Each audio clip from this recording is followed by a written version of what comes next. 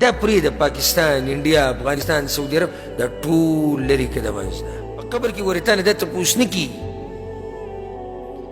چې آیا پاکستان والا چې په کومه طریقه روانو ته مکمل د هغوی سره موافق وي که نه وي، یا افغانستان والا یا سعودي عرب والا یا بل ملک والا بل ملک. نه نه، راشه دا وګوره چې دا مسله په قرآن او حدیث کې شتي که نه.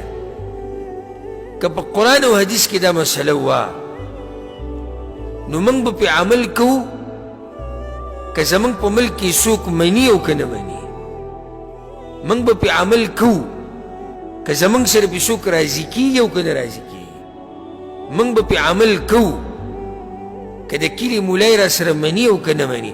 ځکه چې تپوس زما نه په قبر کې هم د دې په باره کې کېږي. کله چې زموږ په څه مسله کې اختلاف راغی خبره به واپس کړو څه ته؟ قرآن او حدیث ته. که دې قرآن او حدیث کې دا مسله څنګه وه بس حقه شان به یې منو او دې سره به اختلافات ختمېږي. ډېر خلک دا تپوس کوي دا مولیان یو کېږي ولې نه؟ دا ډېر ښکلی تپوس دی.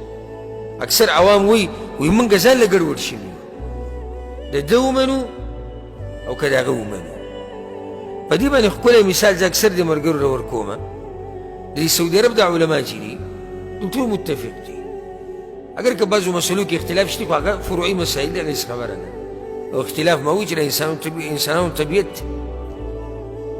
خو نور دوی کې نه تنظیمونه شته، نه دغه فرقې او ډلې شته کوم چې زموږ په ملکونو کې دي، نه په یو بل باندې ټاپې لګوي چې دا کافر دی، دا مرتد دی، دا مشرک دی، دا بدعتي دی، نه دا وایي چې د هغه خواله مزه او نه دا وایي چې د هغه خواله مزه. د دې وجه څه ده؟ وجه دا ده تا په مکه کې د یو عالم نه تپوس وکړو، ته به چې خواله ورغلې او هغه ته دې ووایي چې شیخ صاحب ما په دې مسله باندې پوهه که، زه نه یم پوهه په دې خبره باندې. هغه به تا په مسله باندې پوه کړي وایي قرآن کې داسې دي او حدیث کې داسې دي. بیا ته د مکې نه چې کله واپس رالې دلته ریاض کې د یو شیخ نه تپوس وکړو همدقه مسله چې دې مسله کې ما پوهه کړه، هغه به تاله جواب درکړي، هغه حقه شان جواب، حقه شان مسله وه. خو زموږ ملک له چې لاړ شي تا په سوات کې د یو عالم نه تپوس وکړو د هغه خپل جواب دی، په دیر کې تپوس وکړو هغه بل جواب دی، بیا دې په درګۍ کې تپوس وکړو د هغه بل جواب دی، بیا دې چارسده مردان کې تپوس وکړو د هغه بل جواب دی، پېښور کې بله مسله ده، کراچۍ کې بله مسله ده، اسلام آباد کې بله، او ټول یعنی هر ځای کې به ته مختلف خبرې اورې. دی یو څه وایي هغه بل څه وایي، دی بل څه وایي هغه بل څه وایي. ځکه عوام وایي موږ ګډوډ شوي یو. وجه څه ده؟ وجه دا ده کوم کتاب ته چې دا مولیان واپس کېږي دا ټول د مسلو کتو دپاره هغه د دې ټولو یو کتاب نه دی، هر یو سره جدا جدا خبره پرته ده.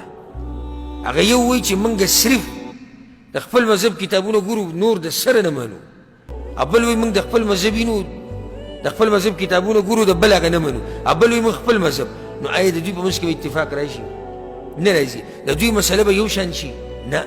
چې کله زمونږ د مولیانو مرجع او مصدر یو شو او هغه قرآن او حدیث چې موږ به هره مسله قرآن او حدیث کې تلو، که برابر ومنو به که نه برابر پرېږدو به، نو بیا به دې ټول اتفاق راشي. که موږ یو ځای داسې کښېنو په یو ټیبل باندې دا ټول مولیان کښېنو، دا ټولو فرقو والا کښېنو چې اتفاق راولي، دا یو وایي زما خو پلانی امام دی زه خو صرف د هغه منم، بل وایي زه صرف خپل منم، هغه وایي زه خپل منم، هغه وایي زه خپل منم، یو پکې وایي زه قرآن او حدیث چې صحیح ځای منم، د دوی به اتفاق راشي؟